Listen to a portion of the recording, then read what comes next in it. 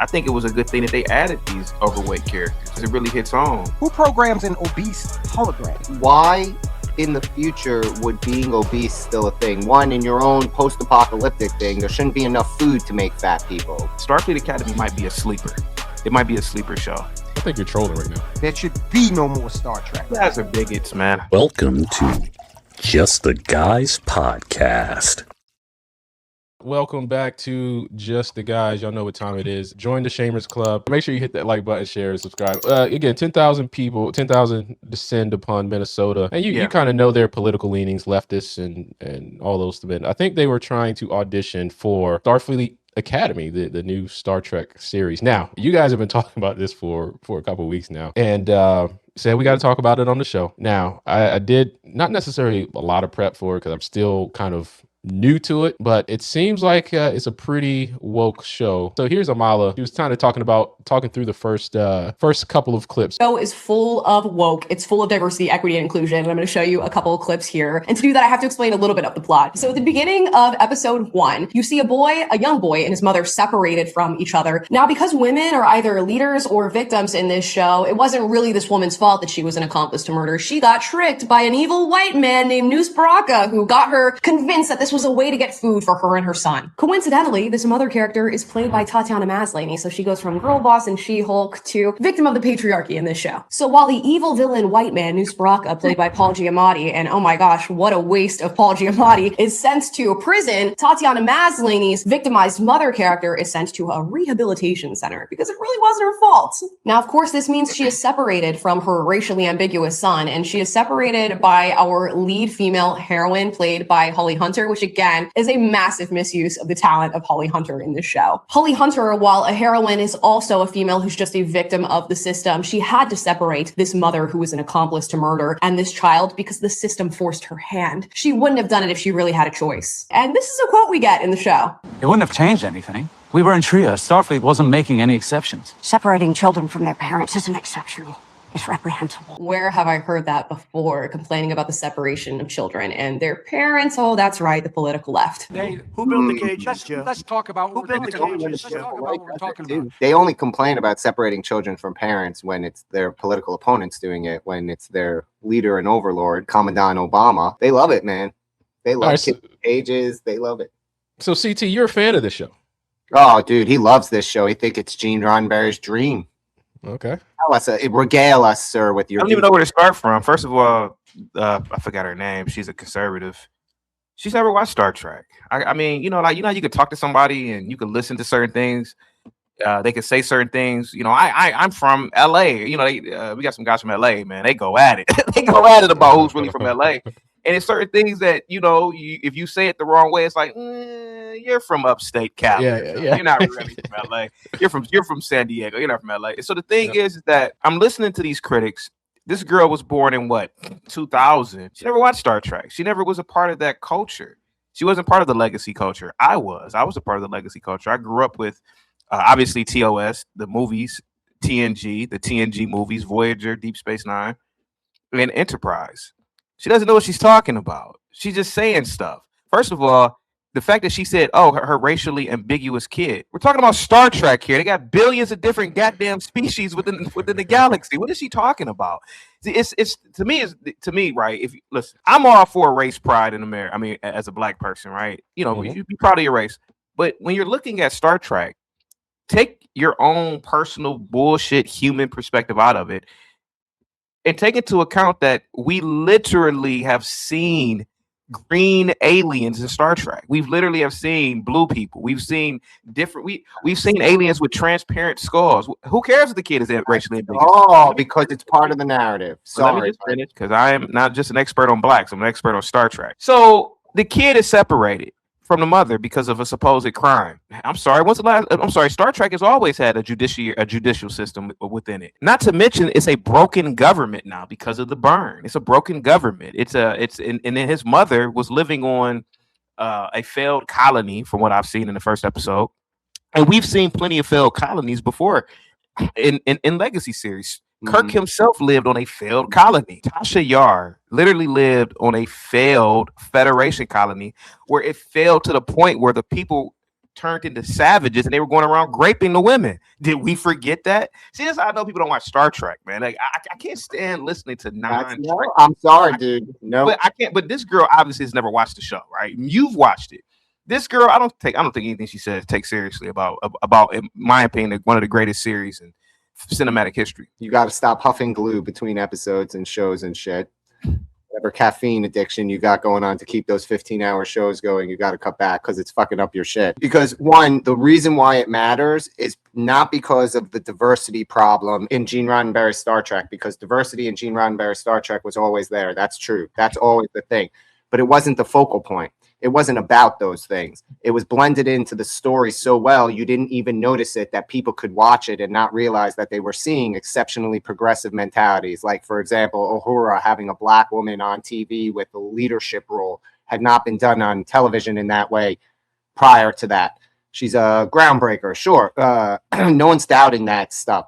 But you're conflating it with taking ultra leftist drivel that are political statements about the here and now, modern day. It's basically propaganda against the current government. They specifically pick an ambiguously racial kid to separate so it can mirror the struggle of the illegal immigrant. They specifically pick and they show you the failed colony as a failed colony. They specifically pick the power roles and adjustments to those power roles with women and Paul Giamatti's character, right? The mother, the whole power dynamic in that room to keep, it's always the boots on the man. The man is the only bad guy in that room, and everybody else is a saint. There's nothing about that. That's Gene Roddenberry's style of Star Trek. None of that forcing a specific ideology other than togetherness is Gene Roddenberry's version of diversity. They're using diversity as a weapon to force you to have to agree to narratives that you don't necessarily align with. Whereas Gene Roddenberry's form of diversity is a diversity where you didn't notice it because it was so well done, because everybody got along. You're trying to reference his vision. He did not foresee that you would stand there and make men be emasculated and villainized for being men, and women are free of any consequence because they're the victim convinced by the big bad man. And the woman who was in power, Janeway, your little 7 of 9 behind you, none of them would tolerate sitting there woeing over, oh, the system made me do it. No, they would be proud Starfleet officers. So stop. So first off, is there something in the Star Trek universe that's like a bat signal that beacons and calls someone else to appear? So in Star Trek, you have the government is called the United Federation of Planets, right? In Starfleet is the paramilitary. It's not a full military, so it's paramilitary science exploration, and they have star bases all throughout the Alpha and Beta quadrant, right? So there may be 2 or 3 ships in a sector, right? And if something were to happen, they relay a signal, and maybe to get reinforcements, or if something happens to a ship, they can always go to a star base or something. So that ship reinforcements came. Here it is, soldiers of finance. Yeah, welcome to the show. Logic, you didn't watch Star Trek, and that girl didn't watch Star Trek, man. So let me give you a rundown real quick. The Cisco has arrived. Thank you. All right, here we go. All right, go ahead, CC. You didn't watch it, right? So if I'm not mistaken, Gimpy said Roddenberry's vision was these people in the future working in peace and harmony, and they just lovey-dovey, right? Is he? Mm-hmm. They're working. He said everybody got along. Oh, okay. So did they get along, Tyrone, when Picard had to relocate a human population off of a planet, a Native American population off of a planet by the Cardassian border? Was that peace and love when he had to? That's what I'm saying. Like, these people, oh man. Dude, I get where you're coming from, CT. A lot of the things, and I will admit, I have not watched. Second season of Discovery, I was out with this new iteration of Star Trek. I really enjoyed the first season of Discovery. My issue is not so much, okay, yes, there have been failed colonies, like CT alluded to. Turkana 4, that's Tasha Yar's planet. They were a Federation colony, but then they descended and they weren't following the rules, and so descended into madness, just like he said. I don't have a problem with that, right? The Federation was not all peace and love, okay? However, here's my problem with Kurtzman track. If you go back and you look at everything up to Enterprise, it was moral dilemmas. It was intellectually based. It left you with questions. Okay, some of it at times could be campy, sure. But it was not this Buffy the Vampire Slayer type banter. A lot of what I've seen in clips of this new show, Starfleet Academy. It's like, think CT and Gimpy, think Wesley Crusher, right? Think about how he failed that first test when he was going to try out for Yep. and he was damn near he was one of the smartest people on the flagship of the Starfleet. Yet not even he was a shoe-in for Starfleet Academy. And now you got this girl who swallowed her communicator, and you got a hologram. It's like it makes no sense. Yo. You haven't sat down and tried to make this make sense in continuity. And part of the reason for that is that there's a bigger issue here. There's a bigger issue. And that issue is, as a species, I think we're coming to the edge of our creative ability. Can I just say, wait, I got to dovetail before you respond, to dovetail on soldiers. Starfleet Academy would not have the automated administrator's voice repeating, the biggest enemy you face is hunger. Don't forget, the biggest enemy you face is hunger. This is supposed to be the best and brightest of the university level people coming to build your armada in space. Like, hunger? That's what they're talking about over there. Don't forget to have your snacks, kiddies. Sorry, buddy. Go ahead, CT. You know, I thought I would never say this, man, even to you guys. You guys are like the old people now who you're just real stubborn. Hey, Soldiers of Finance, let me ask you a question. What do you think Reginald Barclay's first week at Starfleet Academy would look like if they redid a show about his entire Starfleet, his Academy freshman year experience? What would Reginald Barclay look like his first week? Reginald Barclay was certainly socially awkward. He definitely was not command material. However, Reginald Barclay was a technical genius. And how do we not know that girl who swallowed her communicator isn't a technical genius or a combat genius? How do we not know that?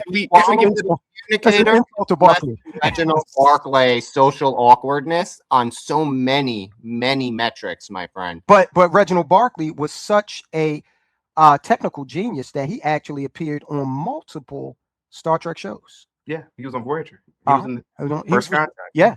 I'm just telling you that you cannot say that it is an acceptable concept that a Starfleet potential cadet can swallow their communicator and it be considered a commonplace event. Right. Forget about that one girl is doing it. It's that it's you too. Because think about it. Now the Academy, CT, you know this. The Academy is where you get your command staff from, right? People that are going to go out on 5-year missions with no backup, right? So how are we supposed to trust some young woman who does not understand that her communicator is not edible? What the? Logic, can you ask these guys about this TNG episode called First Duty? Can you ask them that? Could you tell us about this episode, First Duty? Tyrone, Gimpy, do you guys remember the episode First Duty? We put it this way, it's a Starfleet Academy episode. Wasn't this the episode where Wesley Crusher and 3 other cadets tried to cover up a stunt that ended the lives of what several other cadets, if I'm not mistaken? Oh, sure. No, and that was a great episode. But also keep in mind that mirrors reality. There have been scandals of a similar sort at the U.S. Naval Academy, at the Air Force Academy. That mirrors reality. Find me somebody at West Point who swallowed a walkie-talkie. But their thing is real small, so it's possible, man. I don't know. Why are you so nice to the too funny agenda? Because this is what Roddenberry would want. No, he wouldn't. He would think that this is but he did not, because he did not. All his original messaging was not as overt. To be fair, Gimpy, to be fair, aren't we all interpreting Roddenberry right now? Like, aren't we all? Yeah, we don't. I never talked to Roddenberry. Dude, I'll just use that Roddenberry Star Trek. His version of Star Trek had very good, subtle, progressive storytelling, from world building, from using specific mechanics to bring in diversity, as you keep referencing, by using different space aliens, skin colors, things like that. And to Soldier's point, the stories were about moral choices, ambiguity, and in what's the difference between right and wrong. It was all very intelligentsia level stuff. What you look at in Starfleet Academy is like a bowl of slop dropped in your thing of progressive ideas, and eat this. Let me tell you something, man. I'm an expert on Star Trek. You gotta listen to what people say. You heard what Gimpy say? He said world building, right? Mm-hmm. I could argue the post legacy films have far more world building, and they don't even make that many episodes compared to the legacy shows. Now I know people can say, well, the budget, and I understand that it was a budget thing. They didn't have the technology to do it. But there's an episode of Strange New Worlds. You would think that this is a real ass planet, man. It like the depthness that they go into this planet, like they like the streets, the corridors, Mine is a plot narrative. I'm talking about that in his original legacy stuff, they don't use overt propagandizing to tell stories. They go out of their way to make it feel realistic as a story in its tale. Here, they are literally picking political things of the day and forcing them as main character points. People online were claiming they have a literal DEI training on the show. Name of this cadet. Being a cadet in Starfleet Academy means being open to the people around you. And that connection is where time and space really live. I don't need Yeah. You're a genius who owns all the suffering. I only know two things, kid. Number one, old age and treachery always triumph over youth and a smart mouth. Oscar Wilde. Love that dude. Fun fact, when he died, they had to put glass over his tombstone because people kept trying to make out with him. Number two, a smart mouth isn't worth a damn. Strange HR called CT. You're due for your DEI training in Starfleet Academy. Hold on, let soldiers finish. Go ahead. Strange New Worlds, Discovery, yeah, they do wonders with the special effects, absolutely. But if you had only two things you could watch for the rest of your life, would it be the musical episode of Strange New Worlds, or would it be the original episode, Let That Be Your Last Battlefield? Of course it'd be the original episode. I wouldn't watch Strange New Worlds. No, of course not. Of course not. And see, another problem that New Trek has is this. They're trying to outwoke a show that had the first interracial kiss way back before or shortly thereafter, actually, the Civil Rights Act was passed. It's no way. All right. Everything they're doing, Star Trek has been there, done that. Just tell compelling stories. But apparently they're not capable of doing that. So I'm satisfied as a lifelong Star Trek fan. I'm satisfied with them ending Star Trek. There should be no more Star Trek or Star Wars for that matter. I see it totally different. And, I'm not saying that I'm right, but I see a post-burn. You could even say a post, in some senses, apocalyptic event, a second one, right? Because the first one would have been World War III in the 2060s, right? To me, the burn, these kids are going through, they've seen trauma, right? And maybe we are really looking at a actual rebuilding of humanity again. Remember, the Earth has been separated from the Federation, if I'm not mistaken, right? And so these kids, they're not like the kids that we saw at Starfleet Academy 800 years prior in Picard's day, right? These are different types of kids here. And so basically that was a teaching moment to say, listen, man, we have to build, we have to work together to build this empire again, or build this government again. That's what I saw. And the fact that the girl is fat, and you guys didn't mention that, I think it was a good thing that they added these overweight characters, man, because it really hits home. It really hits home to what actual diversity is. I mean, think about it, man. What was really diverse with having super hot white women all in TNG and DS9? What I think that says then, CT, is that if this is the cream of the crop, if it's the best you can find, then the future has a problem in that universe. Correct. The future has a problem. And even one of the young ladies that plays the hologram, the black young lady, now she's a hologram. Who the hell programs an obese hologram? I mean, what is that all? What's wrong with that? I mean, if you're building, like, okay, these robots that Elon Musk is building right now, Boston Dynamics, they're building robots too. None of them are obese. Why not? Is that like extra material? Right. Yeah, but also, dude, like, why in the future would being obese still a thing? One, in your own post-apocalyptic thing, there shouldn't be enough food to make fat people. Let's just start with that. Second, if it's a controlled state, they want you in your best form. Fat assery is fat assery. Sorry, it's not your best form. You're not the best and brightest when you're a 300-pound fat ass. Like, you want to be 300 pounds, you better be ripped and shredded, dude. You can't roly-poly your way through space and have a Type 1 civilization. Hate to break that to you, buddy. Gotta it's 2020. Get your Type 1 civilization. It's 2026, and we have Ozempic now. So, I mean, damn, they haven't been able to improve on that in, 1,000 years? I wanted new Star Trek to be good, okay? I've seen every last episode from TOS through Enterprise. Okay. And like I said, I actually enjoyed the first season of Discovery. But then, and when I heard, because they announced Picard during the first season of Discovery, I was excited about it. But then it was just like, what the hell is this? The future is dystopian. It's not, when I watched Star Trek, it was like an uplifting vision of the future for the most part, right?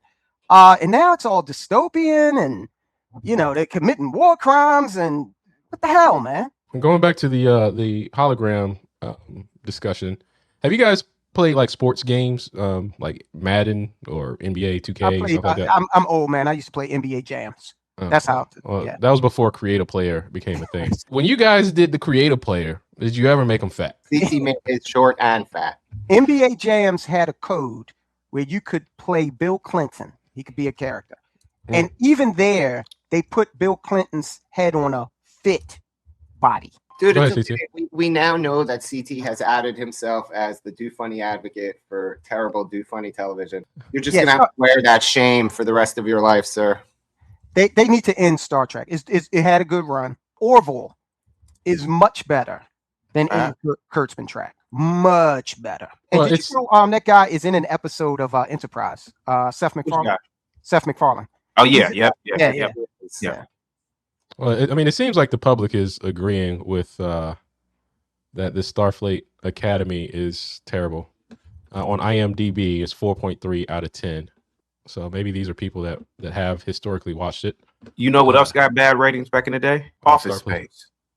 Was it Office Space, the movie? They had bad ratings. It's a classic. Okay. Well, I'm saying, like, so hold on. I can't finish. Okay, go ahead. Hold on. Let me finish. And then on Rotten Tomatoes, 88% from the Tomatoer. So these are the critical reviews, and then the average watcher, of course, has 43%. I can't find the exact episode because I'm trying to do the quote, but I'll just paraphrase it. Klingons aren't all the same, Soldier to Finance. Klingons have been known to be cowards. Very true. Who said that? You got me. Jadzia Dax. She was talking to O'Brien. And so it's even things like this Klingon kid, right? Are we forgetting that the Klingons are a humanoid race of people that probably have trillions of people with their empire? Is it plausible to assume that the higher the intelligence level of a Klingon, maybe certain combat or aggressive traits are bred out? Maybe people are like, oh yeah, he's not like a typical Klingon. Well, neither was Alexander. True. To be honest with you. True. We saw the Klingon who was the prosecutor. And I forgot the episode where Worf had supposedly mistakenly destroyed a cargo, a passenger ship, and it really was a plot, but it really wasn't anybody on there. Remember the prosecutor, the Klingon prosecutor that he attacked. He didn't have incredible combat skills, because it's very plausible to assume, and I think it's even canon, every place is a battlefield in the Klingon culture. So your kitchen might be a battlefield. I'm going to be the warrior in here, and I'm going to be the best chef. Doesn't mean I'm the best combat. Doesn't mean I'm the best combat person. The Klingon, his story doesn't bother me. And here's why. Because it is plausible to believe that hundreds of years later, they have evolved into a different type of society. I mean, we don't look like we looked as a society 800 years ago. So that really doesn't, the Klingon doesn't bother me, because so much time has elapsed. And quite frankly, just based on the clips, I have not seen, there are 3 episodes out there, I've not seen one of them, but based on the clips, he seems like he's probably the best suited to actually be at the Academy. Okay, the main character, the brother, he's like a juvenile delinquent, right? The guy that the woman was talking to in the classroom, what's his name? I forgot his name, but he's supposed to be the main character. Yeah, but that's normal. With the remake movie, they made it canon that Kirk is a juvenile delinquent, right? So to be fair, they're not doing that for the first time. J.J. Abrams did that with the Kirk character in that remake, right? He's what was the line? Do you want to be the only genius level of multiple offender youth or whatever in the Midwest? Right. Whatever that line is. So they established that that's like a thing. Bad boy to captain. If you look at it, and again going back to whatever the Klingon character's name is, again, if you look at it and say, all right, 4 years from now when they all graduate, and who seems to be the most likely to be a leader? Okay. Now I know there's been a lot of speculation about his sexuality and whatnot. I think that's because I believe the character, the actual actor, is LGBTQ. All right, whatever. His character does not bother me as much as some of the other ones. I like I'm the show. sorry, the whole show bothers me and needs to I be like the show, man. struck. So I CT, like you brought up the initial ratings of Office Space. There's a difference between the critical reviews and then the public reviews. Generally, the critics, right? The critics say Office Space 82%, but people who actually go see the movies 93%. So the critics don't often match with the public. Now, this is a movie I canceled my new Netflix subscription for, Cuties, and the reviewers say 88%. This is their view of it, but people who actually watch it say 14%. I'm just pointing out that Can I say people something? can, just pointing out that the critics can come out with a terrible rating of something and then try to push that down, but then the public be like, yeah, I like this. We are having amnesia. Not just The Office Space, Starship Troopers. There have been so many shows and movies that were initially panned that when you turn back the clock, nobody would ever say that, hey man, we will be quoting from Idiocracy to this day. How many quotes on Twitter do we see? Like, man, I can't believe life turns to Idiocracy. Think about it, man. Idiocracy was panned by the critics. But think about it, man. With the current state of our political and socioeconomic dynamics, yada, yada, yada, DEI, oh man, I can't believe this is Idiocracy we're living in. Think about that, dude. It's a household name now. Man, I'm telling you, you guys might be missing. Starfleet Academy might be a sleeper. It might be a sleeper show. I think you're trolling right now. I'm not trolling at all. I actually like the character. Okay, for example, the character Sam, right? Nobody likes the character Sam because she's fat. She's fat. Well, no. Nobody likes her because she's an awkward fat hologram. It doesn't make sense within the Data. Wasn't Data awkward? Yeah, but he wasn't fat. Data was awkward because wasn't he awkward? He was, even the doctor was abrasive in the beginning. Okay. Yeah. And then he learned. But again, I ask, like, okay, the doctor was created in that lore, it's 800 years prior, correct? Is that right? Yeah. All right. So you mean to tell me that 800 years later, what did they lose the technology to? Because the doctor evolved, his personality evolved over time. They can't program a hologram. Why does the hologram need to go to the academy? Do you remember when the doctor just reprogrammed himself to have command capabilities? So why the hell is the hologram thing makes no sense? Academy? The whole thing with the hologram makes no sense. You are insane, sir. You just have spent so much time streaming, your brain has melted. That's all I can make that makes this make sense. Dude, a fat hologram who's autistic and socially awkward, who was programmed that way, it's a computer program. Literally, it's software. You tell it what to be, and it is. Do you remember when Barclay, speaking of Barclay, they were working with the doctor's program on something, and it was kind of malfunctioning and whatnot, and they were like, let's take this offline and do something else with it. That was back in the Voyager days, okay? Yeah. Where they were trying to recalibrate it, and they was like, it's not working the way we want to. And again, why is this hologram? Forget the weight issue, forget that. Why is a hologram at the academy? Do you remember when the doctor would turn on his commands? Why was Data at the academy? Data was an android capable of learning. Remember when he went back, when Soong called him back, remember, he told him how he learned and how he absorbed information. The doctor, when he wanted to go into command, he just reprogrammed himself and his uniform would turn red. Do you remember that? I do remember him going back to his he had the command capabilities in a couple of the Voyager episodes.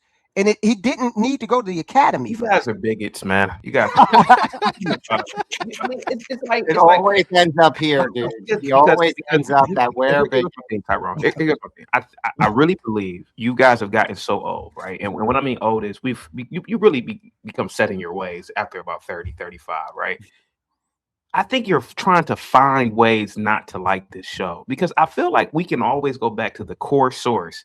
Yeah, I will admit, all the women in TOS, TNG, you kind of saw DS9 because it was a little bit different, but yeah, most of the women were super hot. I know in TOS, all the women were super hot. And I feel like that doesn't really represent human females now. I mean, let's be honest about it. Let's be honest. Okay, let's go with black women. So define this. The average black woman don't look like Nichelle Nichols. May she rest in peace. Let's be honest about it. The average black woman don't look like her. Now, I'm not saying the average black woman is a fat, ugly chick but let's be honest about it, man. Michelle Nichols was hot. She back in those TOS days, yeah. If you take American women and give you logic, if you take American black women, you will get more of that woman than you will get Nichelle Nichols. So to me, it's like Star Trek always mirrored the society any damn way. So the thing of the matter is this, man. The average white woman, yeah, they're nice looking, but there are fat white women that exist. To me, it's like the shows now are representing what we see in society. See, Momo says CT is secretly woke. Star Trek has always been woke. That's the thing. It's always fat. Yeah, but you're even woker than Star Trek. How many fat women are in the Naval Academy? Joining Antifa. I have no idea how the military works. I don't know how it works. How many fat women do you think in the Naval Academy? I would assume there's weight standards, right? All in the military. So I would assume if a fat chick wanted to get to the military, it has to be some sort of waiver, and she has to be like a medical person or something. So we're gonna give you, once you graduate, you're eventually within maybe 5 to 7 years of you graduating. You're going to be in command of a starship. You're going to have a tremendous amount of responsibility and autonomy. And you can't even control your weight,